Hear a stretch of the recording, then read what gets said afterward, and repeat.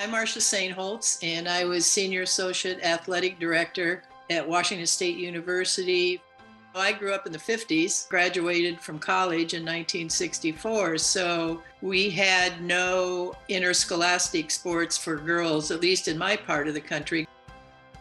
When I came to Washington State in 1979, the women were being funded through some student fees, through an allocation from the men's athletic department, some minimal fundraising that we were able to do because we didn't have fundraising staff.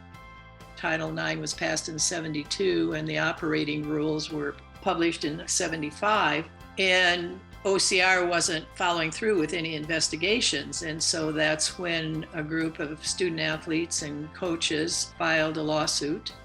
Sue was a prime mover and shaker of initiating the lawsuit, and I think 32 student athletes signed on to it. Hi, my name is Sue Durrant. I'm retired from Washington State University in Pullman, Washington.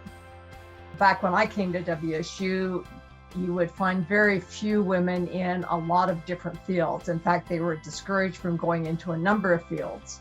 And by '75, the athletes that were coming into the university system were wondering how come we were so far behind. The athletes filed the Title IX complaint with the Office for Civil Rights. Well, as coaches, we thought, well, we don't want to be going a different route. We joined our suit with our complaints with their complaints at that time. Karen Blair is sort of like a happy accident. Any of that plaintiff's names, they all had equal amount to do as Karen did. It's just that hers was a first name, and so became known as the Blair Click case.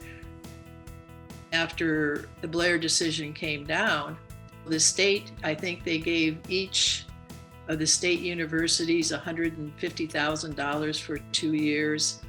They allowed tuition waivers that help support scholarships for women athletes. And then we also lobbied the legislature for facilities.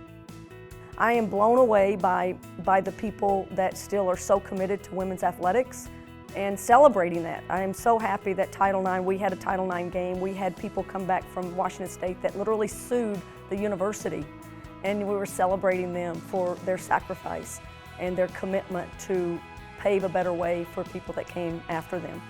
We need to celebrate it. We need to teach our student athletes what it meant to do what those women did and how hard it's been of a road. And to any validation we get today is because of what the women have done in the past and what the ones behind the scenes are doing right now.